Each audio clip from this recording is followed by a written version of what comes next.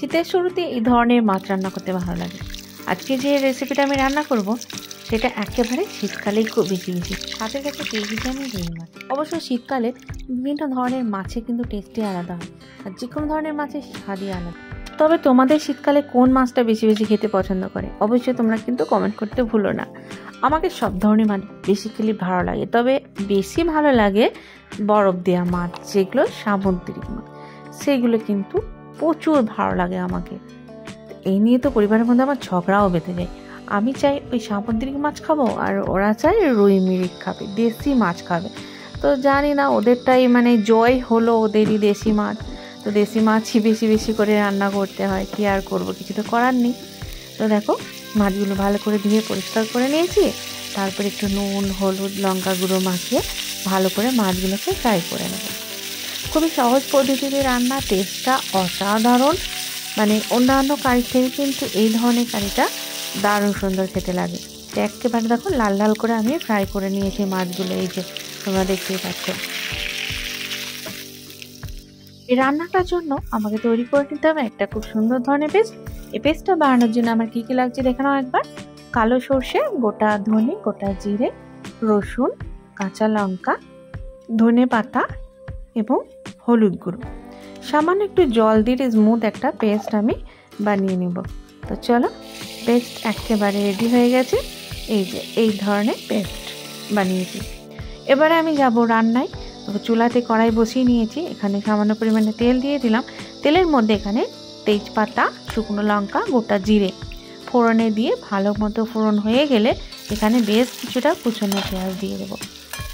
ভালো করে এটা নাড়াচাড়া করে নিতে হবে কিছুক্ষণ ধরে। যখন দেখব পেঁয়াজের কালার চেঞ্জ হচ্ছে একটু একটু করে, সেই পর্যায়ে এখানে আমি অ্যাড করব টমেটো কুচি। তো টমেটো কুচি দিয়ে আবারও ভালো করে নাড়াচাড়া করে নিতে হবে। চুলার আশেপাশে মিডিয়াম রাখুন, নাহলে কিন্তু পুড়ে যেতে পারে পেঁয়াজগুলো। তো ভালো করে নাড়াচাড়া করে নিলাম, এই যে ঠিক এইরকম পর্যায়ে। এই পর্যায়ে আমি এখানে অ্যাড করব স্বাদের জন্য নুন, কাশ্মীরি লঙ্কা গুঁড়ো কালারের জন্য। তো ভালো করে আবারও নাড়াচাড়া করে দেবো। পেঁয়াজগুলো একটু সফট হলেই এর মধ্যে আমি অ্যাড করব পেস্টটা। যে পেস্টটা আমি রেডি করেছিলাম সেই পেস্টটা পুরোটা এখানে দিয়েছিলাম। একটু জলও, পেস্টের বাটিটা দিয়ে একটু জলও দিয়ে দিলাম। তো ভালো করে নাড়াচাড়া করে দেবো। তো এটা কিছুক্ষণ আমি ফুটতে দেবো মিডিয়াম ফ্লেমে। দেখো এই কালার কিন্তু চেঞ্জ হয়ে গেছে, খুব সুন্দর, মানে ঘন হয়ে এসছে যখন, তখন আমি অ্যাড করব ভেজে রাখা মাছগুলো। এই যে তো মাছগুলো দিয়ে দিলাম, হালকা হাতে একবার নেড়ে দেব, মাছগুলো জলের মধ্যে ডুবে যায়। দারুণ খেতে এই রেসিপিটা, মানে এর টেস্টটা কিন্তু একেবারেই অন্যরকম। আমার তো খুবই ভালো লেগেছিলো, চেটে পুটেতে আমি অনেকটা ভাত খেয়ে নিয়েছি।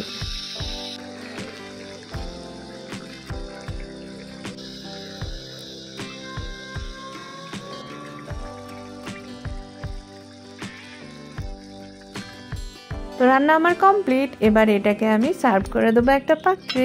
ওয়াও,